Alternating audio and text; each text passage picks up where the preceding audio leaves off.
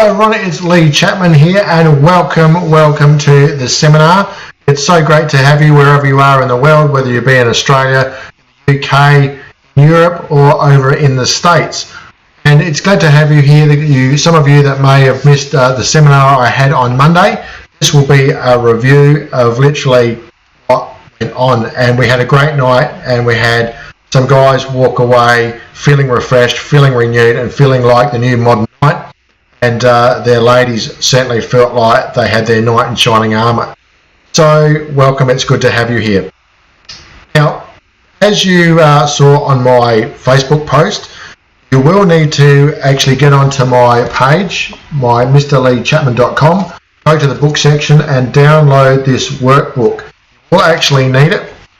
This is a recording, so you can actually go over this whenever you see fit, because there will be some things that you will miss, some things that you will want to go back and have a look again. But first of all, I'll talk about actually how this all got started and why. Long story short, I came from a small rural community in South Australia, and I was always taught valuable lessons by my father and my grandfather, and I worked through life and it wasn't necessarily easy. And as I went through life, I started to think that some of the things that I had happened to me didn't really happen to everyone else, and the way that I was raised with certain ideals and certain manners and certain things were expected of me weren't necessarily the same things that were being taught elsewhere in society. And then I got to the stage where my wife and I, we just noticed that there's just so many women out there that dress probably inappropriately to at least try and get a comment from a man now. And honestly, I don't want to live in a world where men feel that they can't give a woman a compliment in spirit, not in anything other than that, but just in spirit, than paying a woman a compliment or opening a door or doing something of that nature. And then I started to expand on that and realize that it's the same with it. It affects business, it affects our relationships, it affects our marriages, it affects everything if we don't lift our standards as men. So this is why I came about this program, to actually uplift you as a man, and with that you can uplift the ladies in your relationships and in your world. And with that we can lift each other and then help each other in business and whatever purpose we want to do in life. So I hope that makes sense. You can't just have relationships and business and yourself. It's all interconnected. And I think that's where a lot of people get it wrong. So if you've got my workbook, we'll get stuck straight into it. I might have to do this in parts, so we'll see how we go. But first of all, if you turn to the opening couple of pages, there is a page there on what you like, what movies you like as a man. And what I want you to just take a couple of seconds, and just write down the movies that make the first 3 movies that pop into your head that make you come alive as a man. It might be the Jason Bourne identity, it could be Star Wars, it could be any of the Clint Eastwood movies, Battle of Britain, whatever movies that fill your heart as a man, the movies that you just could watch over and over and over again, whether it's Braveheart, Last of the Mohicans, whatever it is. Write those 3 movies down for me. Just write them down. Don't think about it too hard. Just write the ones that come to your heart instantly. I personally love the Battle of Britain. I love all the Star Wars movies. I love all those kind of movies. And as I did some digging, I realised that those movies have 3 key ingredients. All hit movies have 3 key ingredients. 1, there is a bad guy to fight. 2, there is a battle that's bigger than the main character himself. And 3, there is always a woman to rescue. Every single great movie has had all those 3 components. Whether it's Gone with the Wind, whether it's the Star Wars trilogies, the Jason Bourne identity, even in Rambo there was a girl to rescue in Rambo. So we love these movies as men because we want to be that guy in the movie. There's not too many battles as men we can do now. So we throw ourselves in a bit of escapism. We want to be that guy. We want to be the Bruce Willis in the Die Hard movie. We want to be the Jason Bourne character. We want to be the main character that's in there getting dusted up, because we have something deeply imprinted on our hearts as men to make us think like that. So what those three movies bring to you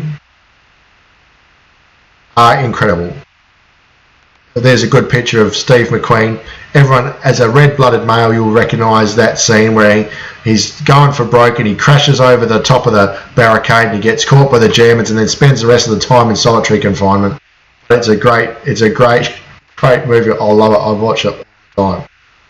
It's something that we just love. See, as a man, we want to fight the bad guy. Just to recap, be a part of a bigger story. We want to live through the movie, rescue the girl, and most importantly of all, we want to win. We want to win in any chance we get. Which brings me on to the next thing. Do you have what it takes? Do I have what it takes? You know, women get asked a different question. Women always have the question that's on their mind is, do you see me? Am I pretty enough? Do you delight in me? Do you make me come alive? That's what women hear. Most often the question they ask that they get answered is no. That's why the cosmetic and fashion industry is $1 billion monster. As men, the question that we hear every single day is, do I have what it takes? Am I dangerous? Can I be counted on when the chips are down? Will I be able to come through when I need to come through, when people need to count on me? Do I have what it takes? And most often the answer we get in our head is no, we don't. We're not dangerous. We don't have what it takes.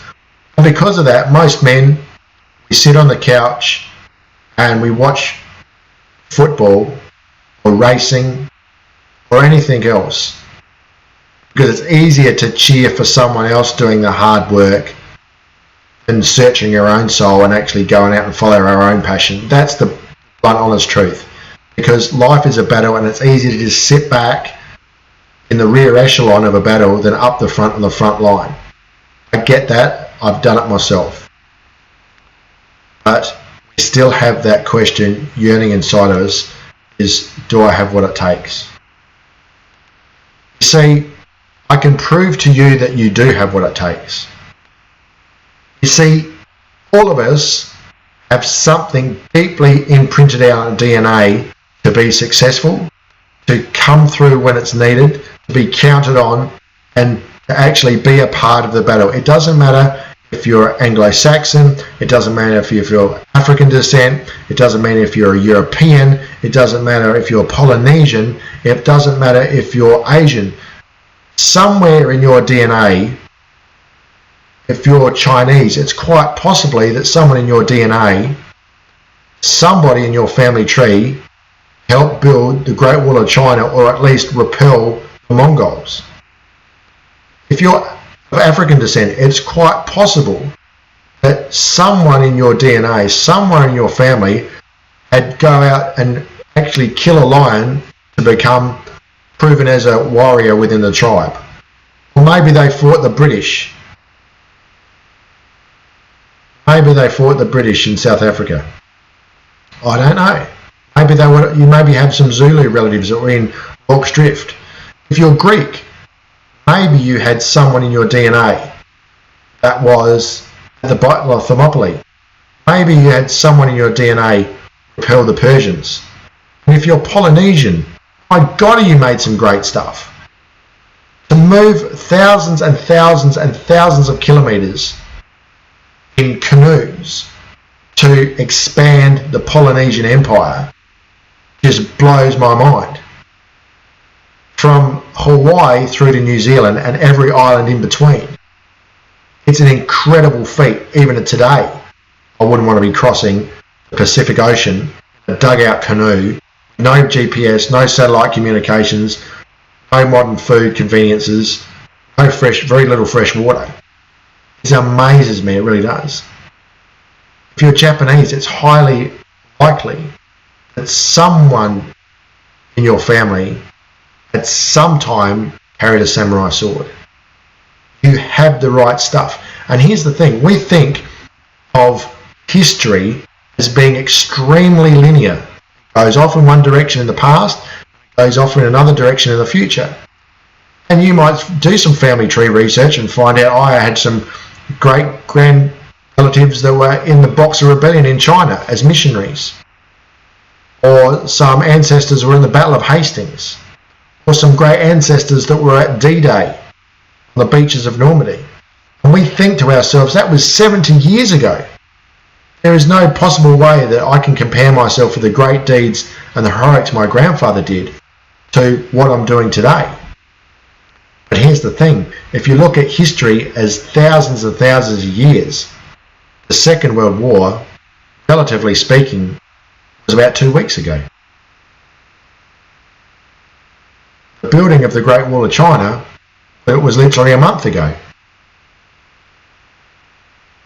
It's all relative. It's all relative. You have, the fact that you're here watching this, is proof that you have some incredible DNA in you, so you can do whatever you want to do, and you are a powerful, powerful being. You have more in you than you know. That's how you know you're made of the right stuff. You have what it takes as a male. Now, this is the work section. I want you to just sit down, and on page 6, I want you to just briefly, just write down, just take a moment and write down some family history. If you know somebody in your family that's been in some great battle, or maybe they came out to your country as pioneers, maybe they were involved in some civil rights movement, something, write that down now. Just jot it down, don't think too hard, just the first thing that comes in your head, because you can actually build and expand on that at a later stage. Do a bit of family tree digging, you'll be amazed at what you dig up. Absolutely amazed.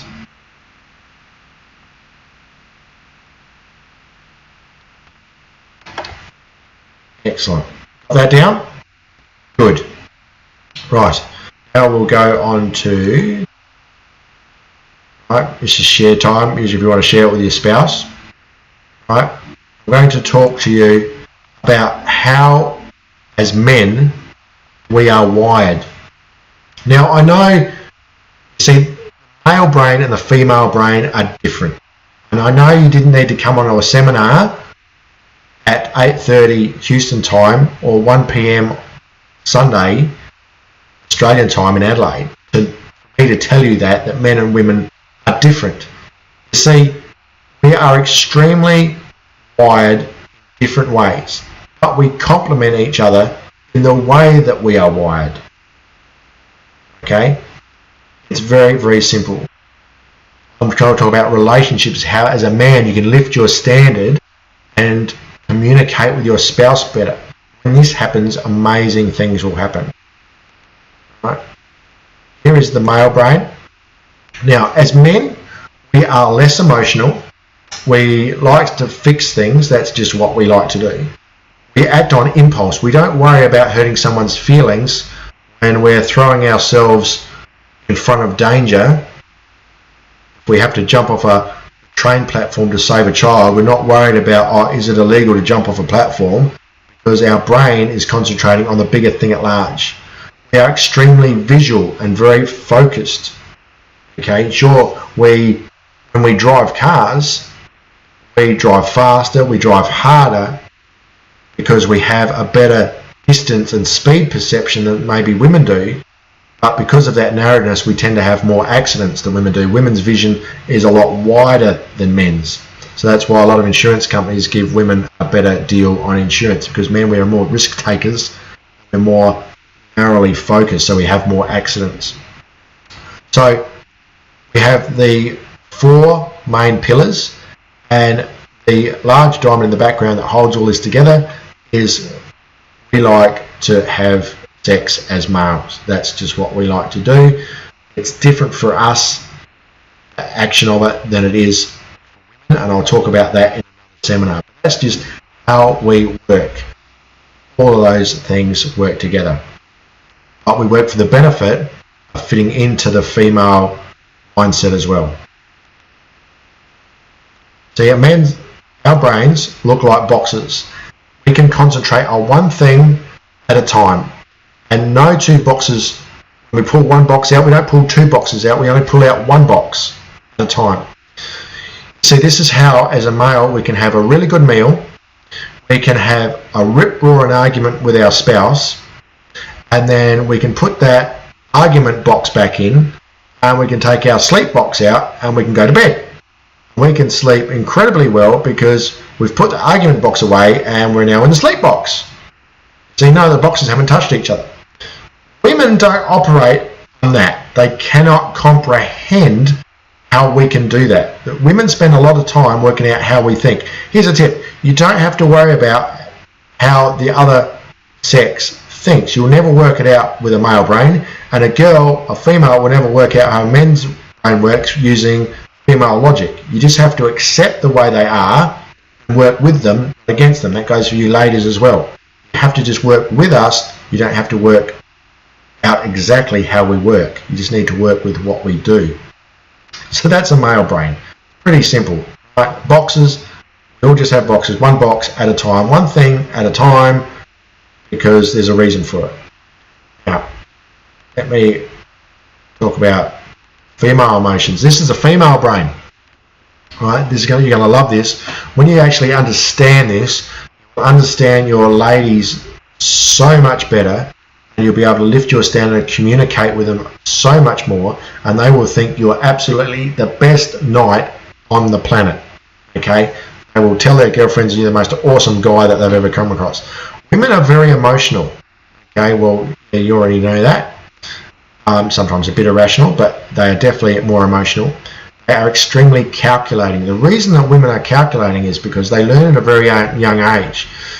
You've probably seen it at a party somewhere, two little kids, a boy and a girl, and they fight and squabble over a toy, and the girl snatches the toy off the boy snatches it back, the girl snatches it back again, and the boy snatches it back and maybe pushes the girl.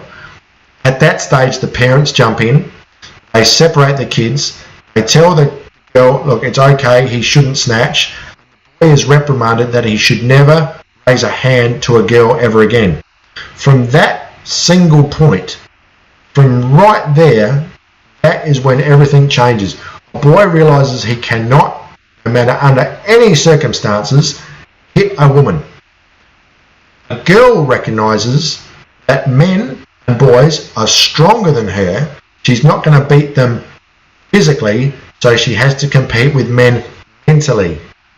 So that's where they get the calculating from.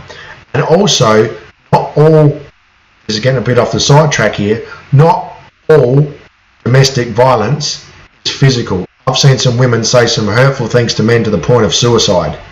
So it's a big problem. We'll talk about that later. But that's where women get their calculating from. It happens at a very early age. Women are very mothering. It's nurtured in them, like men are protectors. Women are caring and mothering. They're also multitasking. They can do multi things at once. You ever go to a party, you notice the men will be out at the barbecue cooking the burgers. One man speaks at a time.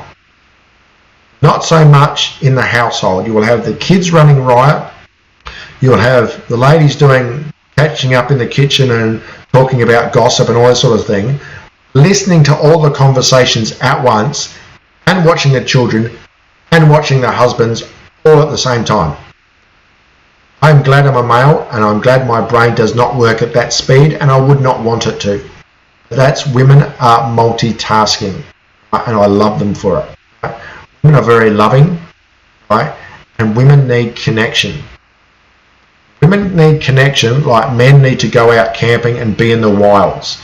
Here's a trick. When you ladies tell us that we're in the doghouse and go sleep on the couch, well, we don't actually mind it. To us, it's like urban camping. We don't mind sleeping on the couch because ladies, born in the Garden of Eden.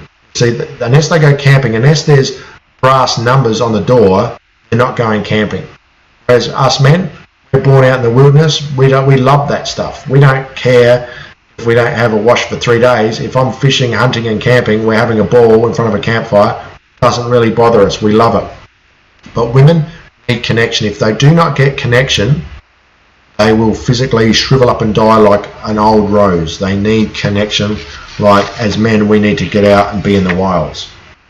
Now, this is what the female, the next slide is what the female brain looks like. And the ladies that I showed this to actually love this. Everything's interconnected. You can't separate it. Everything touches everything. And it's just one messed up mess. And this is why as men, we can go straight to sleep after an argument. And women seem to lay there for 2.5 to 3 hours waiting for their brain to wind down. This is what women's brains look like, I swear. And my wife, she gave my stamp of approval. She actually likes this slide as well. So that's what everything touches. So just to recap, trick number 1. As a man, don't worry about trying to work out your partner. Don't try and work out the opposite sex. Just realize that they are different. They have different needs and work with them, not against them. You can't work it out using the opposite brain. It just doesn't work. Just accept them the way they are wired and work with them, not against them. Okay, pretty simple stuff. Right, now here's, if you go to page 10, this is very, very important that you do this. It's something that I want you to do now. And it's also something I want you to do in 3 months and 6 months, as long as you're consciously aware of it. Now this is a life examination chart. This is something that I've done, and I'll just go through it briefly. At the top you have green, yellow, red and black. Green is everything's fine. You don't have anything to worry about. Everything is fine. Yellow is you're a little bit tense, but you think you can handle it. Okay, like money worries or something. It's okay. Red is very bad. You can't sleep. You're finding it hard to cope.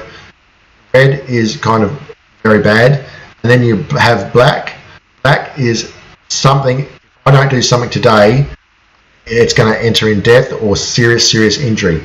So green, yellow, black and red. Okay.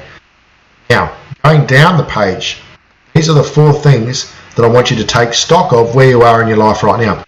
Social, health, spiritual and financial. So these are mine. Now let's look at social. I'm in the yellow. I'm working a lot of hours. I do a lot of things. I don't have a lot of time for friends and family, but I need to make more time for friends and family. It's very important. Health, we could all be a little bit healthier. I'm about to start a detox program soon with my wife and a friend of mine. So I'll put my across there for yellow. I could be a little bit better. Spiritual, I pray and I read the Bible quite often. I could always be better. I'll put myself in the green. I think I'm quite centered with my faith, whatever that is for you.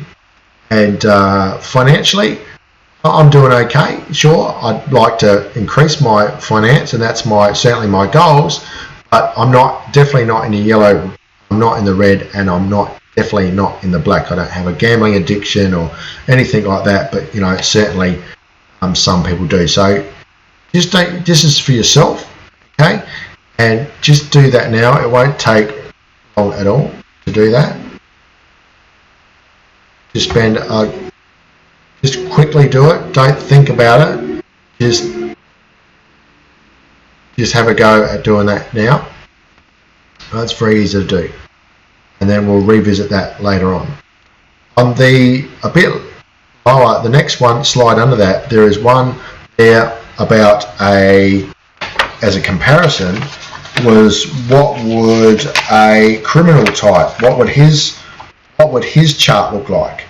I'm guessing that socially he'd be in the green because he's always hanging out with his mates every weekend. Health-wise, I'd say he'd be in the red to the black because I don't think that outlaw bikies would have a particularly good health life. so probably in the red or the black. Spiritually, I still don't think they'd be in the green. I think they'd be in the black. But financially, they might be in the green because they're doing things illegal and making money. So they might be in the green socially and financially. Health and spiritually, they'd be way off. So their life balance is way out of kilter. And I don't think, if you look at that logically, I don't believe that that kind of lifestyle leads to longevity. I think it's they're not die of natural causes. I'm sure they'd probably die of unnatural causes. But that's just looking at a comparison. So there's a couple of sheets there, charts that are blank for you to fill in, and you can photocopy these. If you like these and you find this helpful, fill out yours and give it to a friend, and maybe give, if you're in a small church, small group or something like that, give them to your friends and get them to do theirs. It's a great idea just to check your life, because you do a stock take at your work every financial year, but how often do we do a life examination? And I can understand most people have never done one. So it's very, very worth doing, and sit down and do it another 3 months. Put a note in your diary, do it in 3 months and 6 months, and because you're aware of it, you'll actually, your brain starts making a change subconsciously on that level, and you'll start to change. So you just take a few minutes to fill out your chart. You've already done that. Right. Now, share time. If you want to just pause it here, by all means, sit down with your spouse and have a small chat with your partner, and sit down and just say what you've learned, whether you think this is great, and just mull it over. There's no right or wrong. It's your chart. Change it.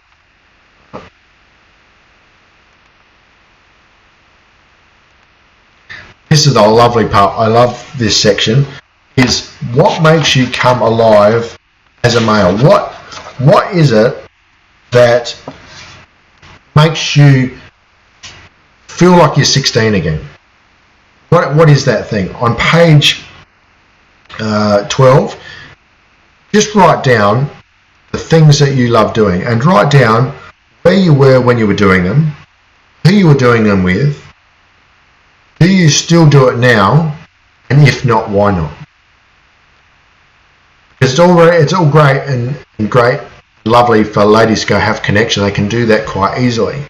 And so much, not so much. We like to go water skiing, rock climbing, camping, shooting, fishing, motorbike riding, driving a car through the hills, all of these sort of things.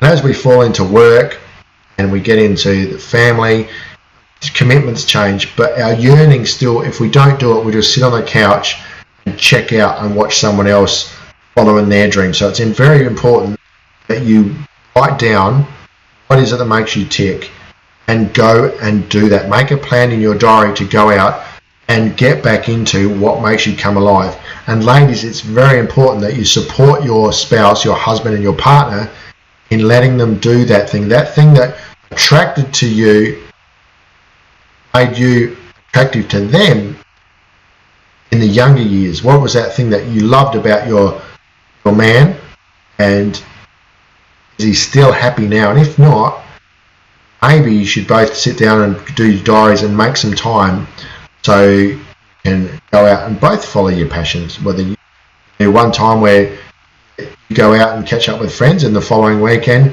your partner goes and catches up with some mates. If you don't start doing this, eventually he will just be a checked out male walking up and down pacing up and down the house, just slowly screaming silently. Okay, what makes you come alive? Go visit it. You need to do it as a male. You've got to let that come out of your heart, and you have to do it. It's not a need, it's a must do it. Ladies, it's very important to us men. We do this. Right. The battle. And the battle. Ladies don't understand. When we had the seminar on Monday night, how many women are actually amazed that as men we go into battle every single day. Every time we wake up, we go into battle, the same as every single day that you wake up, you go into battle thinking, am I good enough? Is Julie better dressed than me? Am I up with the right fashions? Will I be noticed? Am I still Can I still pull a smile from a man? All these sort of things I understand that makes you women tick.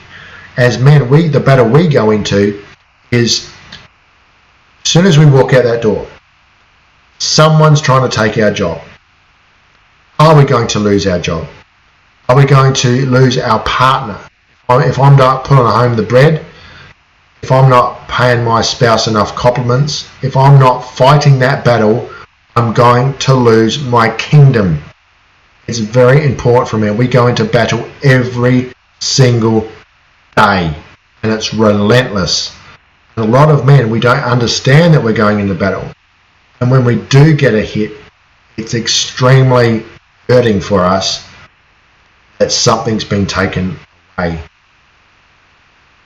You know, in this day and age, we get taught, society teaches over the last 30 years, we've been socially conditioned to judge women not on what they look like, but the person inside. And that's completely fine. But how many times have you heard women tell their daughters, all you need to do is find a rich guy. Don't care what he looks like, you just need to find a rich man. To a young boy that hears that coming from his mother, straight away imprints on his heart that he's not a man until he has made a lot of money. It's sad, but it's true. But we don't say it in society. I've count so many women say that. Oh, you just got to find a wealthy man, and you know he's not a man unless he's wealthy. And anyone that earns under $150,000 or $200,000 isn't worth my time. And that is not true. But that's the sort of battle that our subconscious minds pick up on 24/7. It's everywhere. If I'm not driving a Ferrari, I'm not a man. If I don't have the house with a 4-car garage, I'm not a man. If I'm not leader of the football team, I'm not a man. If I'm not pulling the big bucks, I'm not a man. It's extremely relentless, and to be honest, it's unfair. But a lot of society works in the women, not so much as the men. But as long as you know that it's not true, and ladies, that you know it's not true, and make sure you catch yourself not saying it. The next one is the wound. Now this is very, very personal. The reason we don't make it as men, the reason we don't follow our dreams, the reason we don't follow our passions, the reason we don't be the best men that we can be is simply because somewhere around about when we were 12 or 13, when we thought we could do anything we wanted to do, somebody, whether it be our fathers, uncle, a great teacher, somebody at church, or usually a male that we looked up to, told us that, don't do that, that's a silly thing, or you'll never be good at football, or you'll suck at art, or you'll never be good at anything. That history forgets people like, oh, we've always been poor, son. You'll be poor as well. That kind of wound hits us deeply. And a lot of us don't even know we've got the wound, and we carry it all through our lives, and we spend most of our time thinking, well, if I get the big job, I'll be a man. If I can go out with 20 women, I'll be a big man. All these things, we have to forgive the person that gave us that wound in the first place. We cannot get validation and heal that wound from a woman. It has to be from ourselves. We have to forgive the person that gave us that wound. Very important. So that's something. I have mentioned that further on. There is a small prayer that you can say to yourself. It doesn't matter if you're religious. If you're not, you don't think that way, that is completely fine. But just say it anyway. Say, I actually forgive that person for saying that to me. They didn't realise what they were doing. And you'll find it's incredibly releasing when you do that. You'll actually go, oh, that's why I hate football. That's why, for me, I was told I was sucked at football. And to this day, I hate football. I won't watch it. I won't have anything to do with it. It doesn't mean that football is bad. It's just my wound. I know what caused the wound, and sure, it's healing, but I still don't have to like it. I choose not to watch football because it steals my time, which is my most precious resource that I have.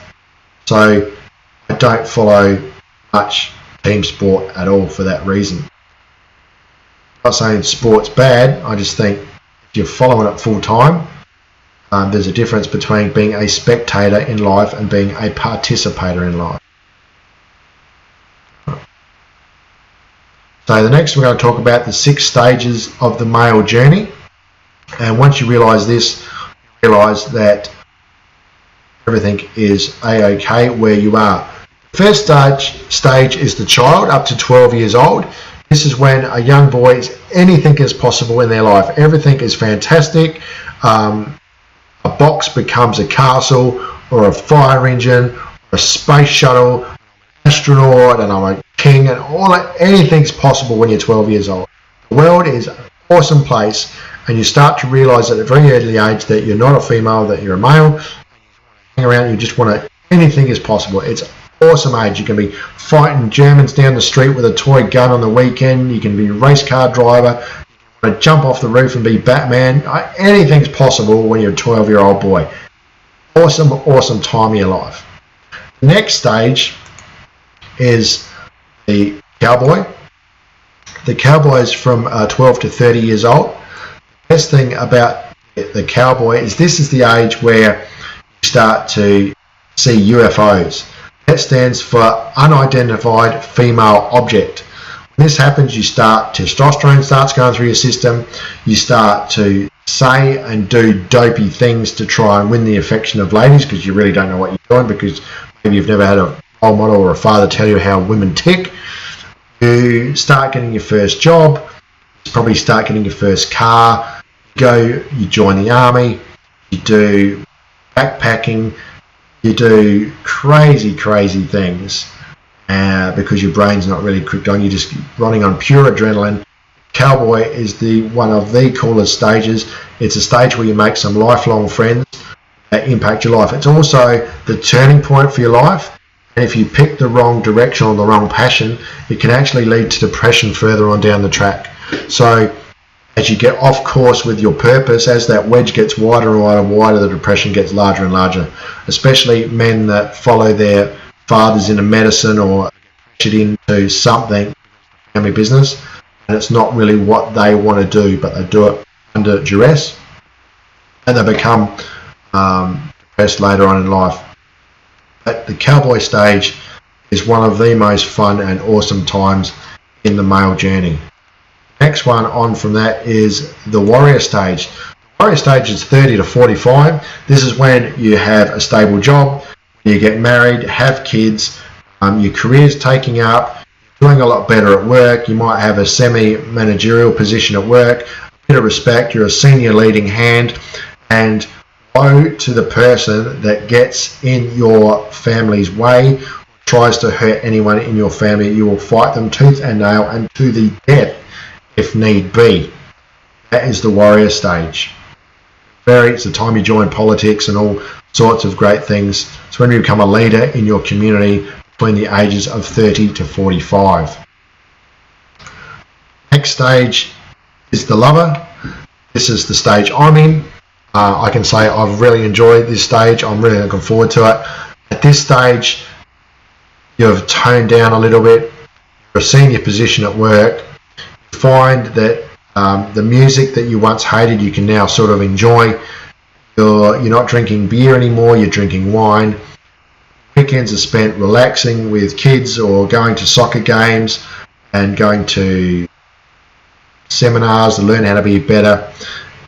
It's a time you spend more time trying to grow your marriage further. Kids are a little bit older and life is different. At the end of the lover stage, you're in your 60s, at the stage where you're starting to give a bit of money away to the warrior and to the cowboy, where once you were asking for money, now you can start giving a bit of away, and you can spend a little bit more time with your spouse and a little bit less time at work at the further end of the lover stage, and you just take a different view of life than you did when you were in the previous stages. You tend to notice sunsets and different things. Your heart starts to soften at this stage.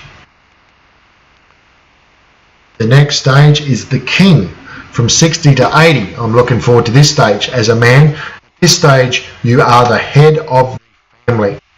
The crown has been passed on to you. You pass on incredibly great wisdom and insight into your life, and you pass that on to the cowboy, the warrior, and also the child. You like to spend time watching them at the soccer field, spend them watching time at the recitals, and you love giving your wisdom on your half-fought years.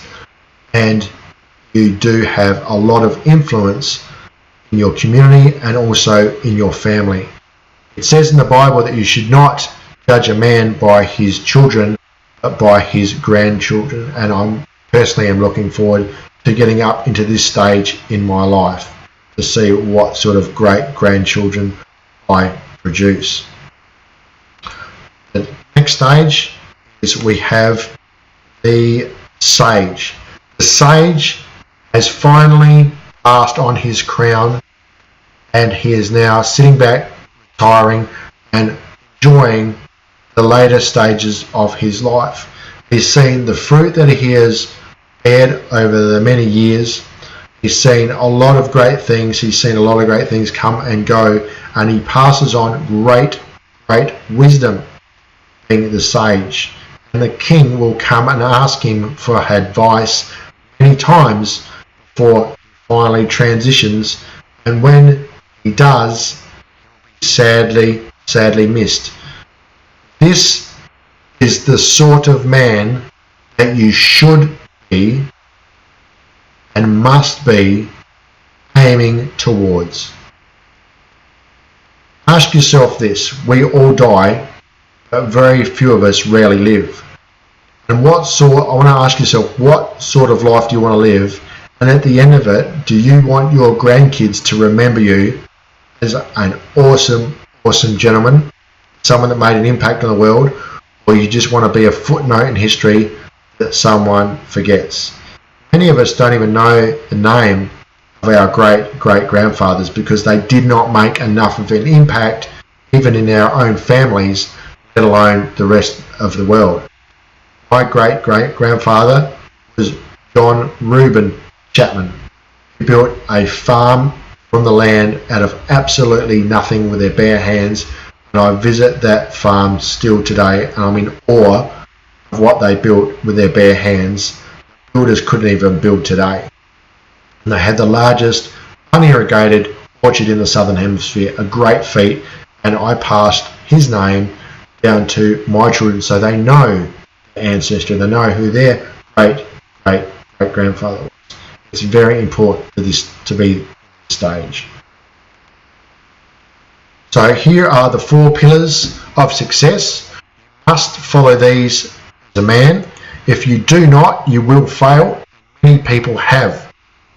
Number 1 is faith. I'm not necessarily talking about religious faith, but faith in yourself, that every single day that you be in touch with your Creator or whatever you want to call God, and be in that place, not necessarily at church, whether it's be the beach, read the Bible, whatever you need to do. But you've got to have faith that tomorrow is going to be a great day. The past is gone. I can only control the present, and what tomorrow will be. And just be where you need to be spiritually. Family is the next most important thing. Tell your family that you love them every single day and often. It's very important to have family second. Fitness is third. Right? What's the point of anything else if you're unfit? And chase finances last. Part of the reason I'm doing this is because I've seen so many men and women who have followed finances down here, chased finances at the expense of fitness, family and faith, and then wake up one morning and their spouse says, I've had enough, I am out of here. And they didn't see it come. They just got blindsided because they were chasing finances because that's what they felt was the most important thing as being a man, and their wife missed out on family and they were overweight. Make sure you get these 4 in this order and this order alone. If you chase anything else, if you spend all your time with family, you're not going to have any time for faith, fitness or finances. If you chase fitness all the time, you'll always be out of the house, you won't be making any money, and you won't be with your family. It'll fall over. You have to do them in this order. in this order only. Very, very important as a man to lift your standards in these 4 pillars. There's some other things in this workbook that I haven't gone through tonight. You'll work through in your own time. And there's a reason for that, because I give you everything. You won't download the book. So you need to download the book. So we are going to go on to the next stage. This was one of my favourite pieces of literature written by President Theodore Roosevelt. It was a part of a speech that went on for about 15 minutes, but this is the guts of it. I want you to remember, it's not the critic who counts, or the man who points out how the strong man stumbles, or where the doer of deeds should have done them better. The credit belongs to the man who is actually in the arena, whose face is marred by dust, sweat and blood, who strives valiantly, who errs, comes short again and again, because there is no effort without error, and great enthusiasm, and great endeavours, who spends himself in a worthy cause, who at best knows in the end the triumph of high achievement, and who at the worst, if he fails, at least fails while daring greatly, so that his place will never be those cold, timid souls who know neither victory nor defeat. See, it's better to go out and have a go and fail than never have a go at all. It's better to ask a lady out on a date than to never ask at all. It is better to strive to be your best than ever try and do anything. You have what it takes. It's a great piece. I read this often. You can download it. I suggest you do too. It's a great piece. So at this stage, my vision is to have men bringing themselves into modern knights. Not just a couple of hundred, but thousands of us across the globe, where we can actually help each other, tell each other stories, tell great stories of what's happened, and the great battles that we go into every day, and the great winnings that we've had as well. So I look forward to welcoming you to the clan. I recognise you as a man and a knight, because you are a man the second you take responsibility for your life. The very second you take responsibility for your life. I recognise you as a man. Welcome to the clan. And just remember, as a man, you have what it takes, and your responsibility to teach others never ends. This has been Lee Chapman. Welcome to being a knight, a modern knight, and welcome to MrLeeChapman.com. I will see you very soon. Bye for now.